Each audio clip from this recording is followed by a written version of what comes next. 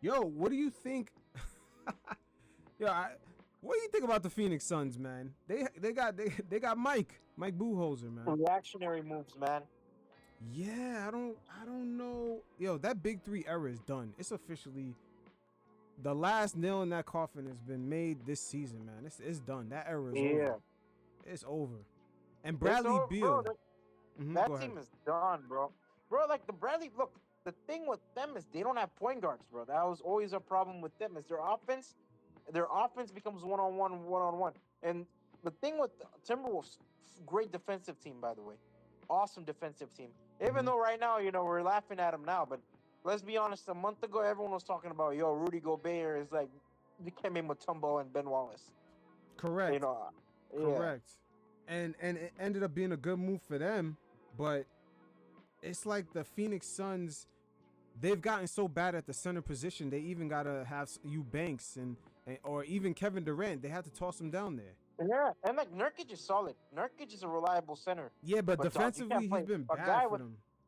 yeah, bro. He doesn't have a leg anymore. Like after that 2019 injury, Yeah, and then when the problem Nurkic with is in that same mhm. Nurkic is in the same 2018 Nurkic anymore. This is a guy on the decline with the borderline career-ending injury.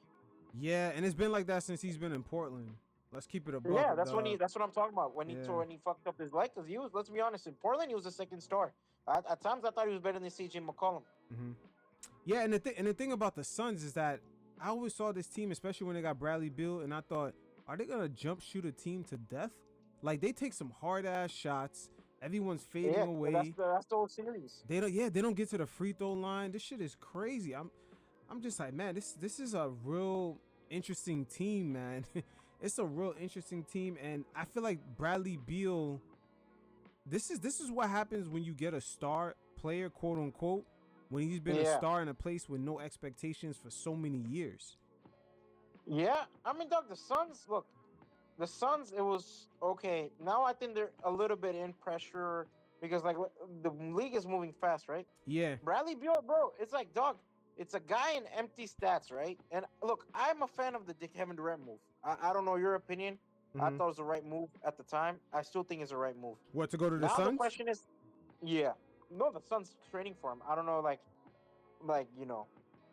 ideally, I just don't know what other franchise Kevin Durant could have gotten to. Yeah, but hold on. But here's the thing, though, right? Because we talked about the end of the Big Three era. The Yeah. Suns' Big Oh Three no. is a little bit different though because they traded for 2 stars. The other Big Three Yeah. signed guys through free agency, so that kind of makes it tough. I just wanted to toss that in there. Yeah. But go ahead. Okay, yeah, I agree with you on that. I guess them and the Celtics. Wait, say that again. Them and the Celtics. Yeah, 2008. I think they traded for Garnett and Ray And Ray Allen. No? Allen. Garnett and Yeah. Ray Allen. I'm not sure how the contracts worked, but I don't think, man, maybe Ray Allen was on the decline, or maybe they had like They were 1 both year on the left. decline of their careers. Yeah, they both were. a little bit on the because Garnett was far removed from his MVP form. Yeah. Yeah, but that's beside the point. But also We're but also these guys are like Beal and Durant, they're getting paid a shit They're ton on the of money. decline. Yeah, and they're on the of their decline. career.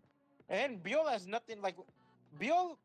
Beal is a great off-ball player, but when you don't have a point guard next to him, it becomes hard. And Beal historically never been known as a good playoff player either. Yeah, and that's why again, it should have been a red Yeah. sign when Pat Riley was skipping over some of these guys. He skipped over Dame, he skipped over Beal. They weren't willing to commit. Mitchell. I wouldn't say they skipped over him. I just think the deal didn't work out, but Yeah. I think they really skipped over Beal and Dame. Because Yeah. their numbers are really high for guys that were in places with no expectation, chucking up a bunch of shots. And yo, Bradley Beal's a little bit off, man. Did you see his comments when he talked about he never got swept? Like Yeah. in the middle of that what is it? series, What does that mean? Okay, but he's never what even playoff been success- in a position to get swept. That's the funny thing. You never even made the Yeah, but- playoffs like that. You never made the playoffs like that as a friend. All right, you made it 1 year with Russell Westbrook. You lost in 5. What did he fucking do? Like, okay, 5 is better. 1 is better than 0. I mean, I thought it was a passive aggressive bullshit comments. Yeah, I think at that point, I think he wanted to throw Vogel under the bus, which he successfully did. Mm-hmm. I think reports came out that Kevin Durant didn't like the style of offense or no offense by Vogel. It's like, dog, the guy's been crying for a point guard, but you guys brought him nothing, or James Jones and then brought him nothing. I thought they set him up to fail, but it is what it is. It's the business. Yeah. Wait, hold on. Let's check out Bradley Beal after the sweep though. I'll be down, huh? Hey, bro. You see, I'm trying to make light of the situation. This is a shitty feeling. Excuse my language.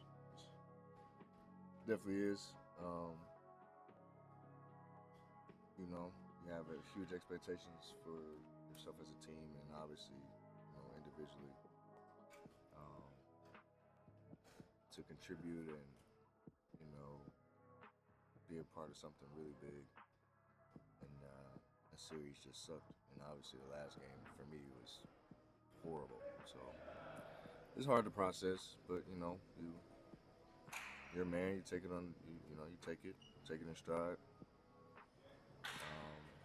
Learn how to get better from it, and look forward to the summer to get better. How we can be better. How I can be better. And For them to be better, right? So how can they be better? Well, I think it's indicating coaching. Man, coaching cannot save you from just your whole offense is taking tough shots.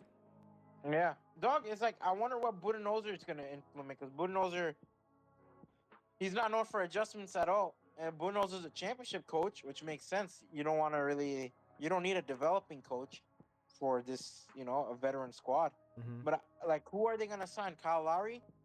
They can't, and that's another thing. Summer 2024-25, the new CBA kicks in. So the new CBA punishes teams that are set up like the Phoenix Suns.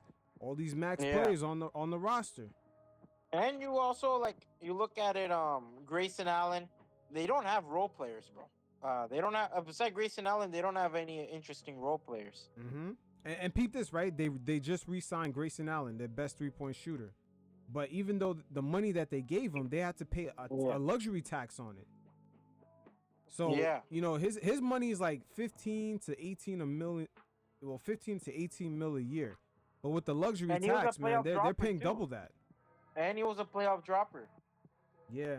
And when he got hurt, that's when they really struggled. But again, that's a double-edged sword. It's a double-edged sword. But when they go up against guys like in the T-Wolves, McDaniels, and then you got Rudy Gobert, and then you got the strong-ass Edwards, they took hard-ass shots against those guys, man. They were just trying to jump shoot that team to death, and that shit was never gonna work. And they wanted him to jump shoot. Yeah, they were taking some really tough-ass shots. And Devin Booker, when the league, I believe in March, they kind of emphasized the more rules of just allowing more physicality. Devin Booker, ever since, man, he's kind of been looking a little different when he takes the ball to the rack. He's not as good of a finisher. Well, I think Booker's playoff reputation is kind of done, in my opinion, bro. Nah, he has much room to improve and get better. He's a good player. He's a good player. I think he's I'm not saying he's a bad player. I'm saying that whole 2021 Booker is a playoff riser, I think is kind of dead in the water. I got to see more evidence on that. So you're giving him much more breathing room, or what? I would say he's been through a lot of changes. The Mavericks series was so disappointing. Yeah, the Mavericks series was so disappointing. The Nuggets and the Timberwolves was the most disappointing, bro. Wait, hold on. The Mavericks series, was KD on the team or no? No, that was when they ran it. That was when they ran it back. They ran it back with Chris Paul again, and they got eliminated. Mavericks series, yeah. Man, I don't remember that, but yeah, you probably right, but that was when Brunson became that guy. Yeah, but I remember Chris Paul was kind of fucked up that season. And Chris Paul's always fucked up every season, man. Yeah, you're right. It's tough, man, because the Suns have gone through a lot of changes. Yeah, they have, but that season it wasn't much changes.